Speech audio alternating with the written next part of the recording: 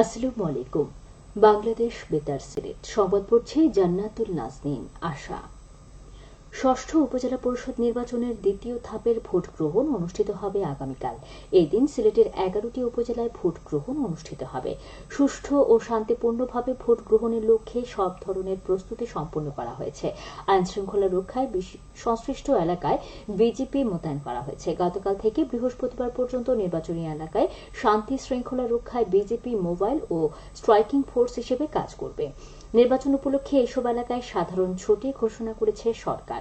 উপজেলাগুলো হচ্ছে সুনামগঞ্জ জেলার ধর্মপাশা, তাহিরপুর, বিশম্বরপুর ও জামালগঞ্জ, সিলেট জেলার কোম্পানীগঞ্জ, জৈন্তাপুর ও গোয়াইনঘাট, মৌলভীবাজার জেলার রাজনগর, হবিগঞ্জ জেলার বাহুবল ও নবীগঞ্জ।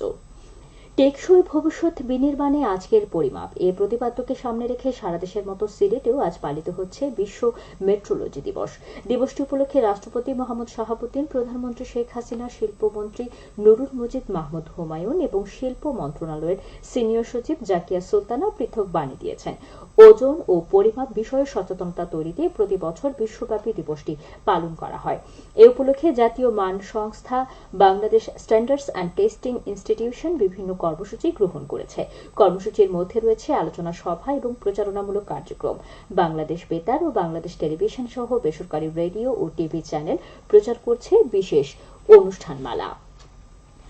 বাংলাদেশ পুলিশের মহাপরিদর্শক আব্দুল্লাহ আল মামুন বলেছেন, পুলিশের সময়োপযোগী তৎপরতায় জঙ্গিবাদ পুরোপুরিভাবে নির্মূল করা সম্ভব না হলেও কার্যকরভাবে নিয়ন্ত্রণ করা সম্ভব হয়েছে।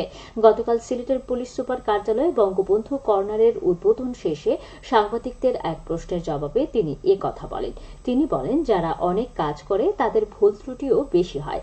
বাংলাদেশ পুলিশ যে কোনো উদ্দেশ্যমূলক ভুল ত্রুটির বিষয়ে জিরো টলারেন্স নীতি মেনে চলে। দেশের চলমান উপজেলা নির্বাচনে পুলিশের ভূমিকা প্রসঙ্গে পুলিশ প্রধান বলেন, নির্বাচন কমিশন যে নির্দেশনা দিয়ে থাকে তার আলোকেই দায়িত্ব পালন করে পুলিশ। এ সময় পুলিশের উচ্চ পদস্থ কর্মকর্তাগণ উপস্থিত ছিলেন।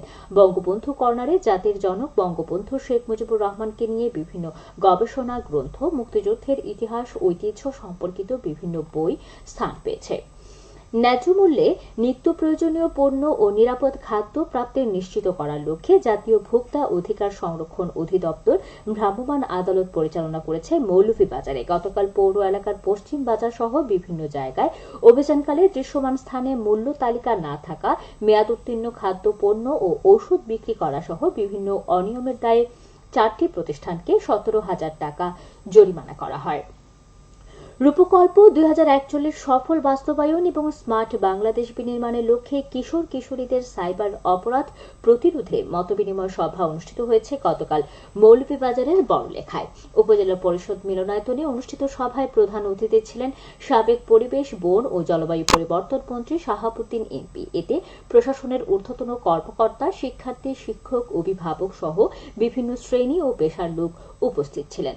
উপজেলা প্রশাসন এর আয়োজন করে। মৌলভীবাজার সদর উপজেলার ধরকাপন সরকারি প্রাথমিক বিদ্যালয়ের একাডেমিক ভবনের নির্মাণ কাজ শুরু হয়েছে। গতকাল এর ভিত্তিপ্রস্তর স্থাপন করেন সংসদ সদস্য জিল্লুর রহমান। এ সময় সদর উপজেলা পরিষদ চেয়ারম্যান মোহাম্মদ কামাল হোসেন সহ এলাকার গণ্যমান্য ব্যক্তিবর্গ উপস্থিত ছিলেন। 3 তলা ভিত বিশিষ্ট দোতলা এই ভবন নির্মাণে ব্যয় হচ্ছে 1,90,00,000 টাকা। এলজিইডি এই প্রকল্প বাস্তবায়ন করছে।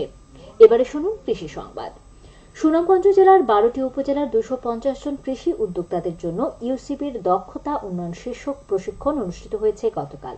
দিনব্যাপী পৌর শহরের একটি কমিউনিটি সেন্টারে United commercial bank PLC UCB সুনামগঞ্জের উদ্যোগে প্রশিক্ষণ অনুষ্ঠিত হয়। উদ্বোধনী অনুষ্ঠানে প্রধান অতিথি হিসেবে বক্তব্য রাখেন বাংলাদেশ ব্যাংকের সিলেটের পরিচালক আমিরুল ইসলাম।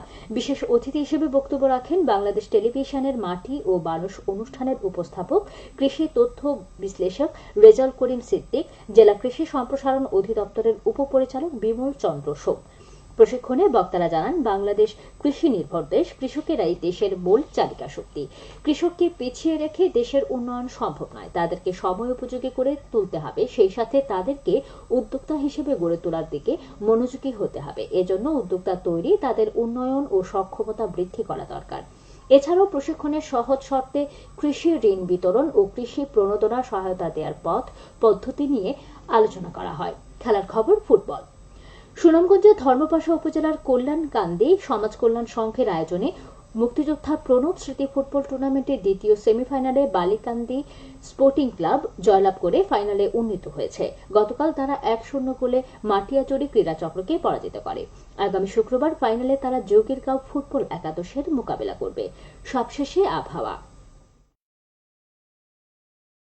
সিলেট সহ পার্শ্ববর্তী এলাকায় পশ্চিম উত্তর পশ্চিম দিক দিয়ে অস্থায়ীভাবে ঘন্টায় সর্বোচ্চ 60 কিলোমিটার বেগে দমকা থেকে ঝড়ো হাওয়া বয়ে যেতে পারে। সেই সঙ্গে হতে পারে বৃষ্টি অথবা বজ্রসহ বৃষ্টিপাত। এসব এলাকার নদীবন্দর সমূহকে 1 নম্বর সতর্কতার সঙ্গে দেখিয়ে যেতে বলা হয়েছে। আজ সিলেটে সূর্যোদয় হয়েছে 5টা 6 মিনিটে এবং সূর্য অস্ত যাবে সন্ধে 6টা 33 মিনিটে। সংবাদ শেষ হলো। আমাদের পরবর্তী স্থানীয় সংবাদ প্রচারিত হবে বিকেল 4টা বেজে 30 মিনিটে।